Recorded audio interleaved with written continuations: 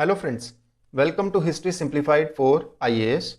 Today we will discuss about states formation during early medieval period. तो इसमें कुछ specific states के बारे में हम डिस्कस नहीं करेंगे, इसमें हम कुछ थ्योरीज के बारे में डिस्कस करेंगे। हमने पहले इंडियन फ्यूडलिज्म की जो थ्योरीज हैं उनके बारे में डिस्कशन किया, like the theories given by D Kosambi, then R S Sharma, D Jha. तो ये सारी जो थ्योरीज थी इनको हमने डिस्कस किया था एंड देन इनका जो काउंटर था बाय हरबंस मुखिया उसके बारे में भी हमने डिस्कस किया। आज हम इसके अलावा जो इंडियन फ्यूडलिज्म की थ्योरी है इसका थोड़ा सा हम टच करेंगे, जो हमने पहले डिस्कस किया है उसी का थोड़ा सा ब्रीफली हम देख लेंगे क्या क्या डिस्कस किया था, और साथ के साथ उन थ्योरीज को क्या काउंटर मिला वो भी हम डिस्कस करेंगे। और उसके साथ साथ जो ज़्यादा इंपॉर्टेंट है आज के लिए वो हम करेंगे बर्टनस्टीन का सेगमेंटरी थ्योरी के बारे में डिस्कशन करेंगे। Then non aligned historians led by Hermann Kulke and B D Chattopadhyaya, उनके बारे में थोड़ा डिस्कस करेंगे। वो स्टेट्स फॉर्मेशन के बारे में क्या बताते हैं जो उनकी इंटीग्रेटिव पॉलिटी का मॉडल है उसके थ्रू। तो ये हमारा जो मेजर फोकस रहेगा ये रहेगा आज के डिस्कशन का। हमने पहले जो इंडियन फ्यूडलिज्म के बारे में डिस्कस किया था उसमें हमने देखा कि जो ऑलमोस्ट सभी हिस्टोरियंस जो हैं इंडियन फ्यूडलिज्म जो थ्योरी देते हैं उनके अकॉर्डिंग जो इंडिया का फॉरेन ट्रेड था वो लगातार डिक्लाइन हो रहा था, और इस कारण इंडिया में डी अर्बनाइजेशन देखने को मिलता है। इस पीरियड में फॉरेन ट्रेड भी कम हुआ, डी अर्बनाइजेशन भी हुआ, और इसके साथ साथ जो इंडियन पॉलिटिकल सिस्टम है उसमें भी काफी ज्यादा चेंजेस देखने को मिलते हैं। वो चेंजेस क्या थे? डिसेंट्रलाइजेशन। तो जो सेंट्रल पावर थी उसकी लगातार जो पावर थी दैट वाज डिक्रीजिंग, जिसकी वजह से हमें पॉलिटिकल फ्रेगमेंटेशन देखने को मिलता है। और इंडियन फ्यूडलिज्म, जिसको हम हिंदी में सामंतवादी व्यवस्था कहते हैं, वो हमें यहां पे देखने को मिलती है। लेकिन हमने देखा कि जो इंडियन फ्यूडलिज्म है और यूरोपियन फ्यूडलिज्म है उसमें कुछ डिफरेंस जरूर हमें देखने को मिलते हैं, और अलग अलग हिस्टोरियंस का उसमें कुछ डिफरेंट जो ओपिनियन हमें जरूर देखने को मिलती है। अब जो अगर इकोनॉमिक पॉइंट ऑफ व्यू से देखें तो हमने डी अर्बनाइजेशन की बात की, फॉरेन ट्रेड की बात की, इसके साथ साथ जो मॉनेटरी सर्कुलेशन था उसमें भी कमी देखी गई इस पार्ट में, और उसको भी फ्यूडल सिस्टम के साथ, इंडियन फ्यूडलिज्म के साथ जोड़ा गया। तो जो मनी सिस्टम, जो मॉनेटरी जो सर्कुलेशन था वो भी कम हुआ, जिसके कारण ज्यादा से ज्यादा लैंड ग्रांट्स दिए गए to religious institutions, Brahmins and the officials. तो जो मनी ग्रांट दिया जा रहा था उसको रिप्लेस कर दिया विद लैंड ग्रांट्स। इसको भी इंडियन फ्यूडलिज्म के साथ हम जोड़ते हैं, मींस जो इंडियन फ्यूडलिज्म की जो थ्योरीज देते हैं वो इसको उसके साथ जोड़ते हैं। देन ब्राह्मणिकल नोशन जो है कलयुग का, ये भी एक हमें पॉइंट मिलता है यहाँ पे, जो आर एस शर्मा और बी एन एस यादवा दोनों की तरफ से आता है कि जो ब्राह्मणिकल नोशन है कलयुग का that is also associated with the process of feudalism in India. Then D Jha जो भक्ति मूवमेंट है उसको भी रिलेट करते हैं विद फ्यूडलिज्म, कि जिस तरह से फ्यूडलिज्म में होता है relation between the lord and the peasant, कि जो पेजेंट है that is totally surrendered to the lord, उसी तरह से भक्ति मूवमेंट में devotee is totally surrendered to the deity. तो ये जो है ये डी झा इस तरीके से रिलेट करते हैं the relation between the deity devotee and the relation between the lord and the peasant. तो इसके बाद हमने हरबंस मुखिया के बारे में भी पहले डिस्कस किया था। अगर आप इसमें ज्यादा डीप में थोड़ा देखना चाहते हैं तो आप उस डिस्कशन को भी सुन सकते हैं।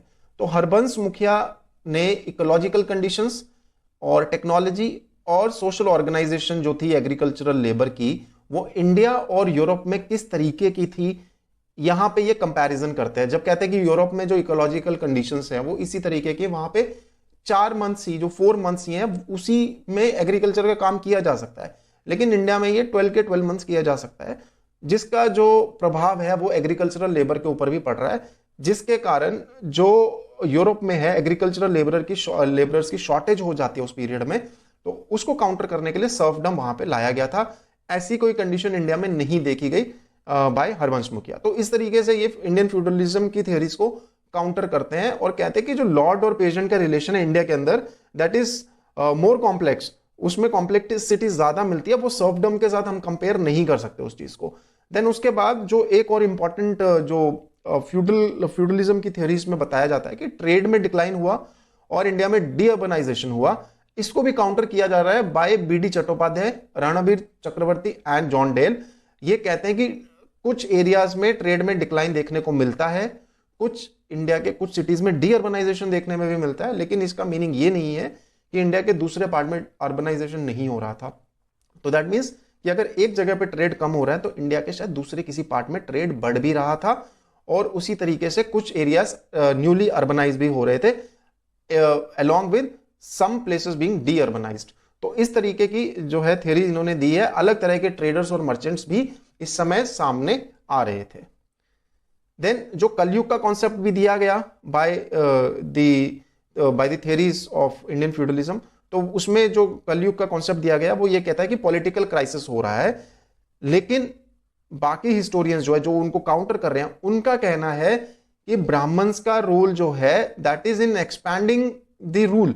जो रूलर का जो स्टेट का जो एक्सपेंशन है that is being done by the Brahmins by their land grants. ये हम पहले डिस्कस कर चुके हैं कि ब्राह्मण्स को जब लैंड ग्रांट दिया जाता था तो उन्होंने कुछ इंपॉर्टेंट फंक्शंस भी वहां पे फुलफिल किए। तो पहला तो यही था कि वो रूलर के रूल को लेजिटिमाइज कर रहे हैं।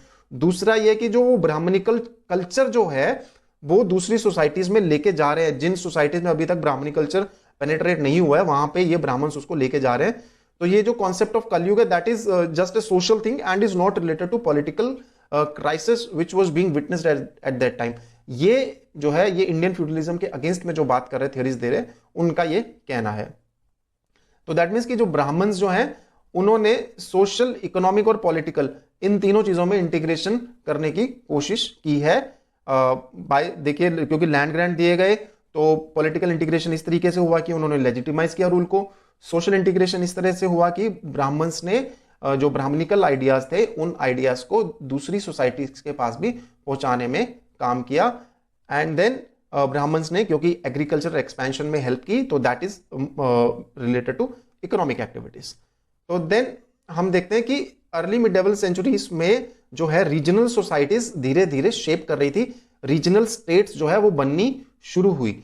हम यहां देखते हैं कि गुप्ता एम्पायर के बाद एक फ्रेगमेंटेशन जरूर देखने को मिलता है, लेकिन उसके साथ साथ हम ये भी देखते हैं कि जो रीजनल और सब रीजनल लेवल है नॉर्थ इंडिया में और सेंट्रल इंडिया पे, वहां पे हमें काफी ज्यादा नई स्टेट्स इमर्ज होती हुई दिखाई देती है। तो दैट मीन्स कि जो गुप्ता एम्पायर जिस तरीके से एक सेंट्रलाइज पावर थी, एक काफी बड़े एरिया के ऊपर वो रूल कर रहे थे, उसकी जगह अब छोटे छोटे स्टेट्स ने रीजनल और सब रीजनल लेवल पे ले लिया था in northern and central India.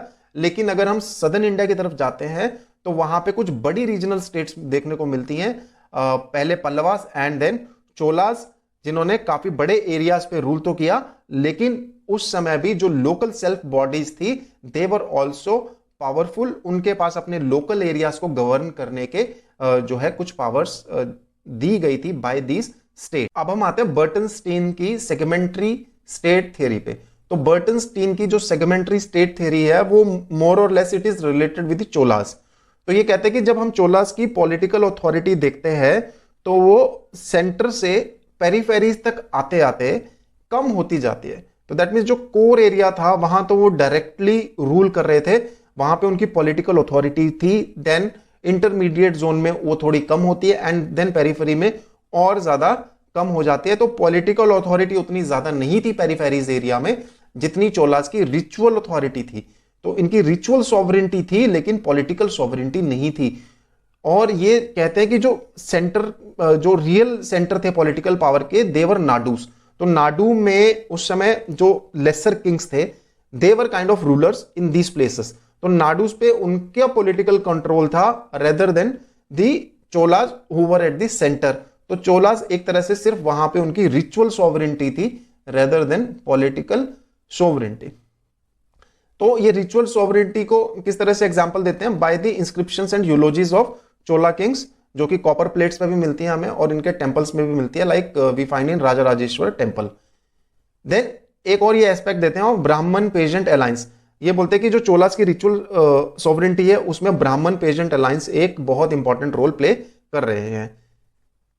Then हम देखते हैं कि सेगमेंटरी स्टेट्स को जो थ्योरी है उसको भी क्वेश्चन किया गया बाय नॉन अलाइंड हिस्टोरियंस। अब नॉन अलाइंड हिस्टोरियंस में हमारा मेजर फोकस रहेगा Harman Kulke and BD Chattopadhyay पे। ये कहते हैं कि जो स्टेट सिस्टम है उसमें चेंजेस आए, धीरे धीरे चेंजेस आते हैं, उसमें स्ट्रक्चरल डेवलपमेंट होती है, और ये किसी भी मॉडल के साथ नहीं जाना चाहते, ना ये फ्यूडल मॉडल के साथ जाना चाहते हैं, ना ये सेगमेंटरी मॉडल के साथ जाना चाहते हैं। तो हरमन कुलके का कहना है कि रिचुअल सोवरेंटी जो है वो पहली बार नहीं दिखती हमें चोलाज में। रिचुअल सोवरेंटी इंडिया में हमेशा से ही देखने को मिलती आई है। लाइक अगर हम अशोका की बात भी करें तो भी उसकी रिचुअल सोवरेंटी थी, हर्षवर्धन की बात करें तो भी रिचुअल सोवरेंटी थी। तो रिचुअल सोवरेंटी के थ्रू ही पॉलिटिकल सोवरेंटी एस्टैब्लिश की थी इंडियन किंग्स ने, and that is evident even in the period before the early medieval period. तो इनका कहना है कि जो रिचुअल सॉवरेंटी है वो पॉलिटिकल और मिलिट्री पावर से ही आती है। तो अगर आपके पास पॉलिटिकल पावर नहीं है, मिलिट्री पावर नहीं है, तो रिचुअल सॉवरेंटी भी आपको नहीं मिलेगी। Then there is one more question which is put कि ब्राह्मण्स और पेजेंट का अलायंस अनलाइकली है, बिकॉज पेजेंट का हमेशा से एक्सप्लॉयटेशन होता रहा है। तो पेजेंट अपने ही एक्सप्लॉयटेशन में ब्राह्मण्स को क्यों सपोर्ट करेंगे? बिकॉज जो ब्राह्मण्स और क्षत्रियस है उनका अलायंस जरूर रहा है हमेशा अपना डोमिनेशन बनाए रखने के लिए और पेजेंट्स को एक्सप्लॉइट करने के लिए। तो इसको भी, ये जो ब्राह्मण पेजेंट का अलायंस है, इसको भी यहां पे क्वेश्चन किया जा रहा है। देन एक और पॉइंट दिया जाता है वलानाडुस का। तो वलानाडुस जो कि नाडु और मंडलम के इंटरमीडिएट आते हैं, वो एरिया देवर नोन एज वलानाडुस। तो नाडु के बाद कुछ नाडुस को मिला के वलानाडुस बनते थे एंड कुछ वलानाडुस को बना के मंडलम बनते थे। तो ये वलानाडुस का जो कॉन्सेप्ट है that was brought by Rajaraja and Kulothunga one. तो ये जो है, अगर वलानाडु बना सकते हैं दैट मींस कि राजाराज और कुलोटुंगा के समय पे चोला की जो अथॉरिटी थी वो सफिशिएंट थी कि वो नाडुस को डिसिप्लिन में रखें, and they are bringing them together to make Valanadus. तो यहां पे जो है इसको भी जो क्वेश्चन कर दिया जाता है कि जो नाडु है दे वर दी पॉलिटिकल सेंटर्स, और वहां पे चोला की जो अथॉरिटी है वो ज्यादा वहां पे पॉलिटिकल अथॉरिटी नहीं थी, ओनली रिचुअल अथॉरिटी थी। तो उसको यहां पे क्वेश्चन किया जा रहा है और बोला जा रहा है कि राजाराज और कुलोटुंगा ने ऑलरेडी यहां पे नाडुस और मंडलम के बीच में वलानाडु बनाया, और वलानाडु का क्रिएशन अगर हो रहा है तो दैट मीन्स कि चोला की सेंट्रल अथॉरिटी इजिली इंटरवीन कर सकती थी इन मैटर्स में। देन अब नॉन अलाइंड हिस्टोरियंस जो हैं जिन्होंने इंटीग्रेटिव पॉलिटी का कॉन्सेप्ट दिया है, लाइक कुलके एंड चट्टोपाध्याय, उनका कहना है कि जो ये स्टेट फॉर्मेशन हुआ है उसका मेजर रीजन है the extension of monarchial state society into non monarchial areas and tribes. तो जो ट्राइब्स और जो एरियाज पहले मोनार्कियल सोसाइटी का पार्ट नहीं थे, उस तरफ को एक्सपेंशन होने की वजह से ये नई रीजनल और सब रीजनल लेवल पे स्टेट्स बनी। तो इंटीग्रेशन जो था ट्राइब्स और फोकल्ट्स का ब्राह्मणिकल जाति सिस्टम है, जो हमने पहले देखा कि जो लैंड ग्रांट्स ब्राह्मण्स को दिए गए और उसके थ्रू ब्राह्मण्स ने जो वर्ना सिस्टम था उसको ट्राइबल सोसाइटीज के अंदर वो लोग लेके आए उन आइडियाज को, उसकी वजह से जो ये ट्राइब्स थी they came to main stream state polity. Then Brahmanical bhakti cult जो थे they were more effective than the Dharmashastras, because Dharmashastras थे वो मेजरली रूल्स और नॉर्म्स के साथ डील करते थे, हालांकि जो ब्राह्मणिकल भक्ति कल्ट थे they were touching the emotions of the people. तो इसीलिए जो ट्राइबल सोसाइटीज थी now they were coming to the monarchical society, and इसी चीज को जो है यूज किया है इन द इंटीग्रेशन मॉडल। तो इंटीग्रेटिव पॉलिटी का जो मॉडल बनता है वो उसमें ये भी एक इंपॉर्टेंट एस्पेक्ट बनता है at societal point. Then economic point of view से अगर देख लें तो इनका कहना है कि क्योंकि अब ये मेन स्ट्रीम सोसाइटी का पार्ट बनते गए थे tribals, earlier they were more dependent on forest, now they are becoming agriculturist. तो ट्राइबल्स का पेजेंटाइजेशन भी हो रहा था और एग्रीकल्चर में नए इनोवेशंस आने की वजह से फूड जो प्रोडक्शन था वो भी सरप्लस में जा रहा था, जिसकी वजह से स्टेट पॉलिटी स्ट्रेंथन हो रही थी, और इसी को इन्होंने इंटीग्रेशन फ्रेमवर्क में यूज किया है। तो दैट मीन्स इनका कहना यह है कि जो इंटीग्रेशन था that was being done at political, social, cultural and economic level, her level पे ये इंटीग्रेशन हो रहा था। इसमें बीडी चट्टोपाध्याय राजस्थान में इस अप्रोच को यूज करते हैं, देन हरमन कुलके इसको ओडिशा में यूज करते हैं same approach of integrative polity को अपना पॉइंट ऑफ व्यू सामने रखने के लिए।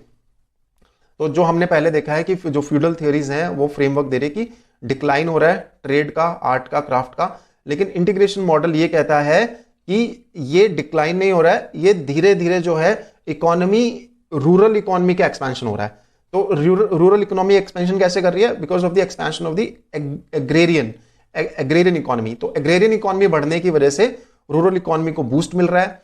रूरल इकोनॉमी को जब बूस्ट मिल रहा है तो छोटे छोटे आसपास मार्केट्स इमर्ज हो रही हैं, और उनका रेफरेंस यहां पे दे रहे हैं कि लाइक मंडीज, हाट्स, पेंठास, नगरम्स इस समय एग्जिस्ट करते थे, और कंट्री के अलग अलग पार्ट्स में अलग अलग नाम से इनको पुकारा जाता था, और नए तरह के ट्रेडर्स, मर्चेंट्स भी इस समय सामने आने लग गए।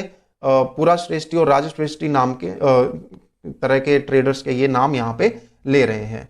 तो रूरल इकोनॉमी यहाँ पे बूस्ट कर रही है, ये इनका कहना था। तो दैट मीन्स कि जो इंटीग्रेटिव पॉलिटी को सपोर्ट कर रहे हैं, they are making a relationship between the economy and state formation. तो स्टेट किस तरह से बन रहा है और इकोनॉमी का उसमें क्या पार्टिसिपेशन है, ये यहाँ पे फ्रेमवर्क में ये लाने की कोशिश कर रहे हैं। तो राजस्थान और उड़ीसा में हमने देखा कि राजस्थान में चट्टोपाध्याय ने एंड उड़ीसा में कुलके ने, इन लोगों ने स्टडी किया है। इसके अलावा बाकी भी कई हिस्टोरियंस हैं जिन्होंने गुजरात, तमिलनाडु, आंध्र, कर्नाटका और असम जैसे स्टेट्स में इस मॉडल, इस अप्रोच को यूज किया है, and they have established it कि इसी रीजन से कि जो स्टेट है that was now bringing the new areas into its framework, like the tribal areas जो थे, जो फोक कल्ट्स थे, उनको बीच में ला रहे थे with the help of the Brahmins through land grants. और इसी तरह से ये इसको पॉलिटिकल, इकोनॉमिक और सोशल तीनों फ्रेमवर्क के अंदर इसको ला रहे हैं कि किस तरह से ब्राह्मण्स ने इन सोसाइटीज को जाति सिस्टम में लाया, किस तरह से ब्राह्मण्स ने ट्राइबल्स का पेजेंटाइजेशन करवाया, और किस तरीके से ये एक पॉलिटिकल फ्रेमवर्क में भी इसको लेके आए by legitimizing the rule of the rulers to the far flung areas. तो यहां पे हम इस चैप्टर को खत्म करते हैं। Thank you very much and have a very nice day.